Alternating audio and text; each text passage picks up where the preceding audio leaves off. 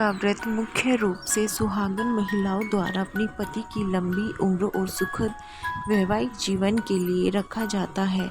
इसके लिए अविवाहित युवतियां भी मनचाहे वर की प्राप्ति के लिए यह व्रत करती हैं। यह व्रत भगवान शिव और माता पार्वती का पूर्ण मिलन के उपलक्ष्य में मनाया जाता है और धार्मिक मान्यताओं के अनुसार इस दिन व्रत रखने से वैवाहिक जीवन में सुख समृद्धि आती है।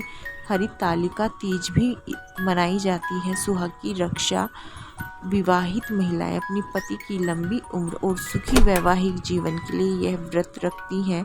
मनचाहे वर की प्राप्ति अविवाहित युवतियां भी इस व्रत को करके मनचाहे वर की प्राप्ति की कामना करती भी है। भगवान शिव और माता पार्वती का पूर्ण मिलन हरितालिका तीज भगवान शिव और माता पार्वती के पूर्ण मिलन का प्रतीक माना जाता है, जो विवाह और सुख समृद्धि का संदेश देता है। धार्मिक महत्व भी है इसका। यह जो व्रत है भगवान शिव और माता पार्वती की पूजा के साथ मनाया जाता है और धार्मिक मान्यताओं के अनुसार इस दिन व्रत रखने से सभी मनोकामनाएं पूर्ण हो जाती हैं। घर में खुशहाली का उत्सव होता है। हरितालिका तीज एक मुख्य रूप से मनाए जाने वाला एक उत्सव है जो खुशी और उत्साह और भक्ति के साथ मनाया जाता है। पारंपरिक मान्यताओं के अनुसार अगर यह व्रत महिलाएं द्वारा सदियों से मनाया जा रहा है, यह उनकी अटूट श्रद्धा और विश्वास का प्रतीक माना जाता है। हरितालिका तीज का इतिहास पौराणिक कथाओं में निहित है। यह त्योहार माता पार्वती और भगवान शिव के पूर्ण मिलन का स्मरण करता है। पौराणिक कहानियों के अनुसार माना जाता है माता पार्वती ने भगवान शिव से विवाह करने के लिए गंगा नदी के तट पर कठिन तप किया था, लेकिन उनके पिता हिमालय ने उनका विवाह विष्णु जी से करने का निर्णय बना लिया था।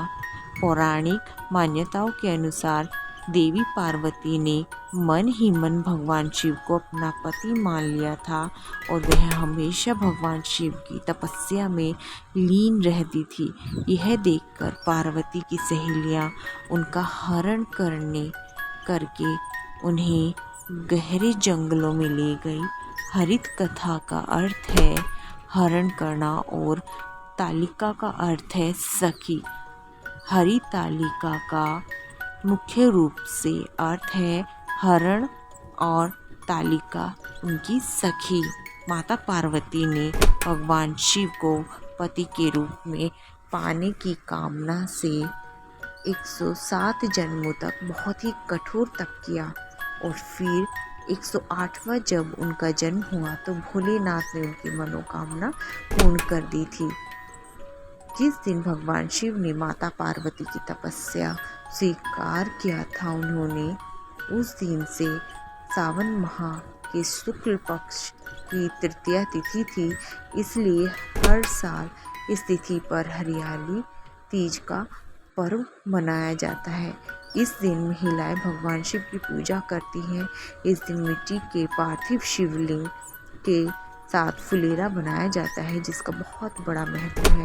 इस दिन महिलाएं खंड सौभाग्य और सुख समृद्धि के लिए माता पार्वती के पार्थिव रूप की पूजा अर्चना करती हैं। सबसे पहले बता दें कि हरितालिका व्रत निराहार रहना चाहिए। तीज व्रत मुख्य रूप से पति की लंबी उम्र और वैवाहिक जीवन के सुख समृद्धि के लिए रखा जाता है।